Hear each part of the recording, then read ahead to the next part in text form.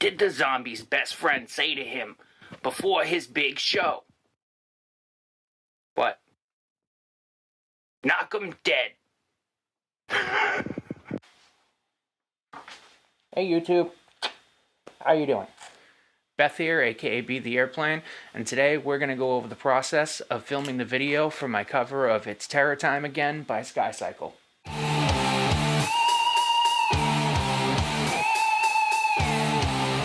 You hear the beating. I originally got the idea for this project in 2022, but way too late. I got the idea for it on October 28th. And that's just not enough time to make a video. So I ended up making this dumb thing. Oh no, an asteroid field! If you're a fan of 60s sci-fi, you'll get it. So the process for making this actually started in the summer. That's when I started recording the actual cover. That wasn't too hard. The song was already written. I just had to figure out what order I wanted to do things in and which pieces I wanted to put where to extend it a little bit, because the song only plays for, I think, less than a minute and a half in the actual movie. I think the only interesting thing to say about the actual recording process is that the vocals that are on the final product are actually the scratch vocals that I recorded just when doing the guitar tracks and stuff like that. They were meant to be re-recorded over with a final take, but I couldn't match it. It worked how it was, and I couldn't do better than that.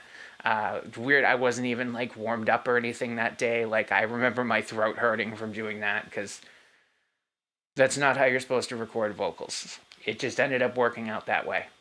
The filming for the video was originally supposed to start in late August. I had a complete list of shots that I wanted in the order that I wanted them in.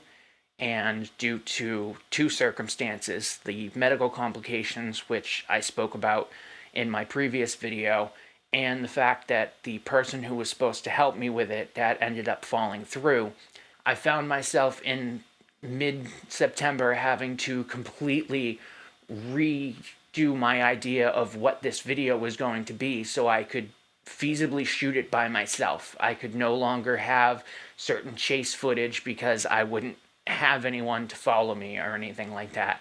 So I had to spend the last half of September just completely coming up with a whole new idea from scratch of how I wanted this to look, and something that I could feasibly do by myself. So that led to doing the entire thing during the month of October by myself. No help at all. And it's kind of fun to look back on the process now, because I think of like the funny parts, but I also do remember that this was an incredibly stressful process, and the deadline that I had just kept getting pushed back further and further, and I'm glad I was able to at least release it, I think 2 days before Halloween, or maybe the day before, whatever it ended up being. I was so afraid I was going to end up having to release it on Halloween itself, and I don't know, I wanted it to at least be before Halloween so people could enjoy it for Halloween. Now, I am not a good videographer at all, and I don't really understand lighting when it comes in terms of cameras and lenses and stuff like that. So the first hurdle I had to get through is just making it look like it was dark. And I thought all you had to do to get footage that looked like it was in the dark was to go in the dark. And after a single test shoot, that is absolutely not the case. You could not see anything in my test shoots at all. And I kind of panicked at that point, because I didn't know what I was going to do to make this visible. So that people could see it. I started looking around for a camera that I had in high school that had a night vision function, and that was nowhere to be found. So this was the only way where I could get something that felt somewhat like nighttime.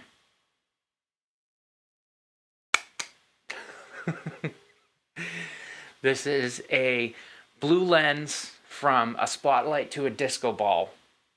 And after many tests, I figured out that if I put it over my camera lens and I have a flashlight shining directly at whatever the subject of the shoot is, it kind of looks like night.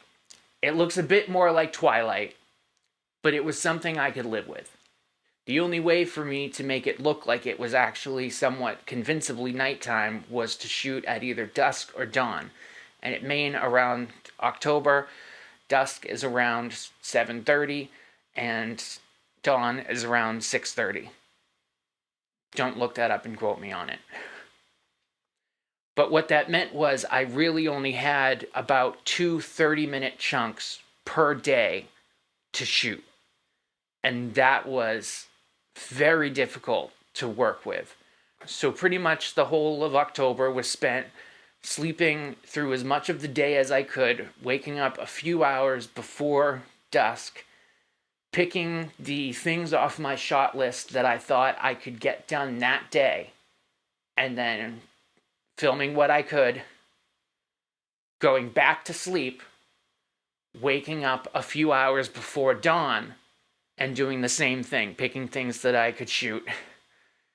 And yeah, this was also October in Maine, which is hunting season. I was running around the woods at dusk during hunting season, which was really scary. I did not want to get mistaken for a deer in this low light. I couldn't wear orange because it would completely ruin the aesthetic of the video.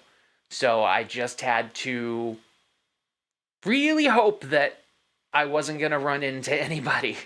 So any shots of me or the other characters running was actually shot with this selfie stick and just my camera facing at me and me running through the woods. A lot of times I'm looking at the camera because I'm singing towards it, and I don't know how I didn't fall more times than I did. I only fell about 3 or 4 times, and I'd consider one of them a stumble.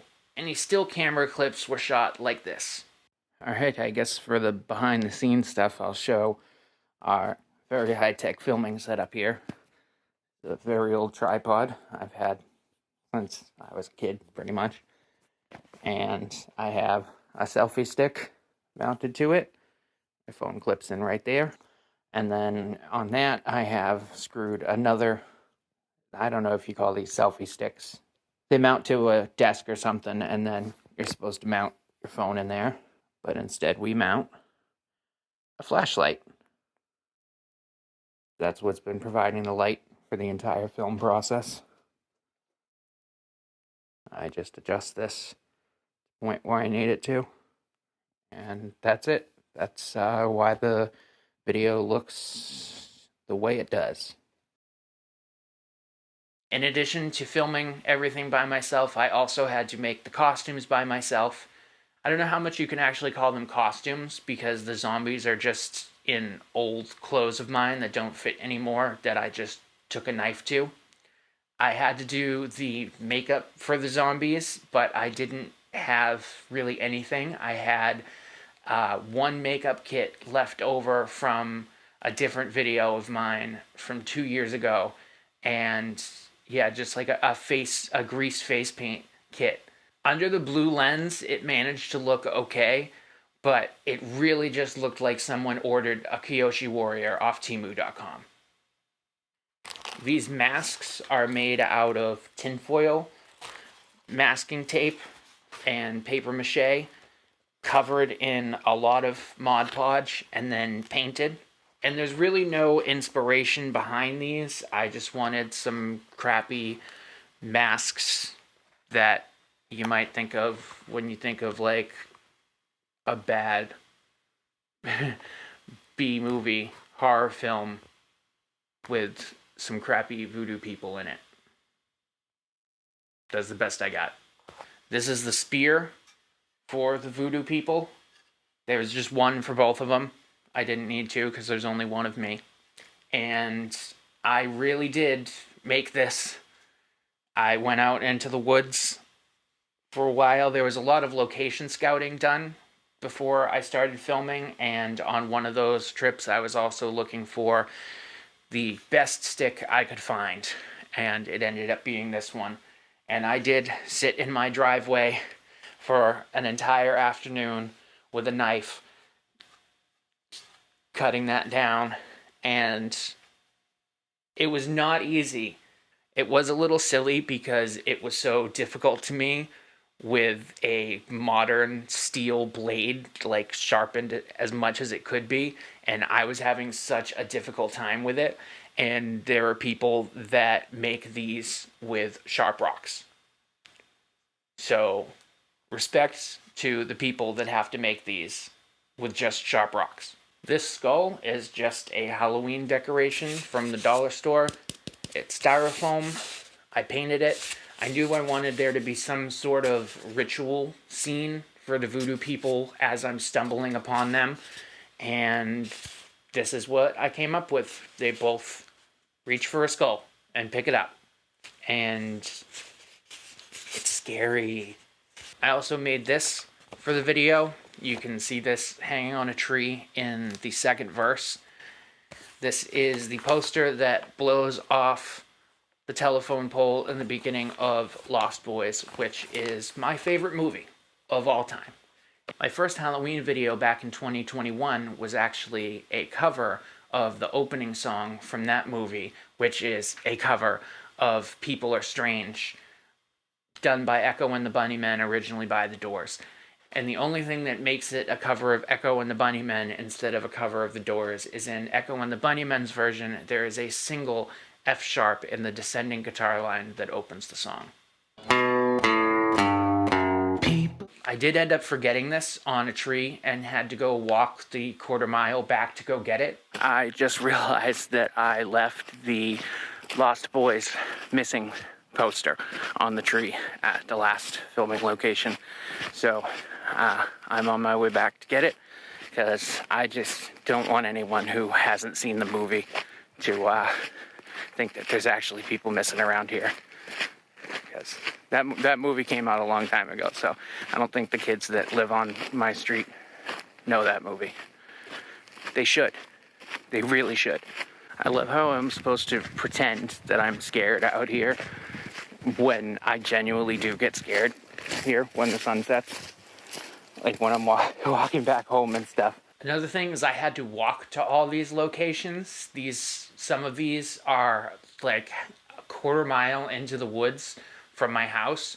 So I was having to walk to all these locations carrying the tripod, the flashlight, my phone, any costume changes I needed to bring, and I was changing costumes outside in the cold weather. Just showing that I really am out here changing costumes in the middle of the woods. Alright, zombie number 2. And what I think is the funniest but grossest part of this entire video is that when I went to film the very final shot of this video, dropping the flashlight and it shutting off, I accidentally stepped in a pile of... So in this clip right here, I did not realize while filming, but my left foot is standing in a pile of feces, left there either by a fox or a skunk, probably. And I did not notice until I had said cut and wondered why it smelled like I had stepped in... And when I looked down, I realized it was because I had stepped in...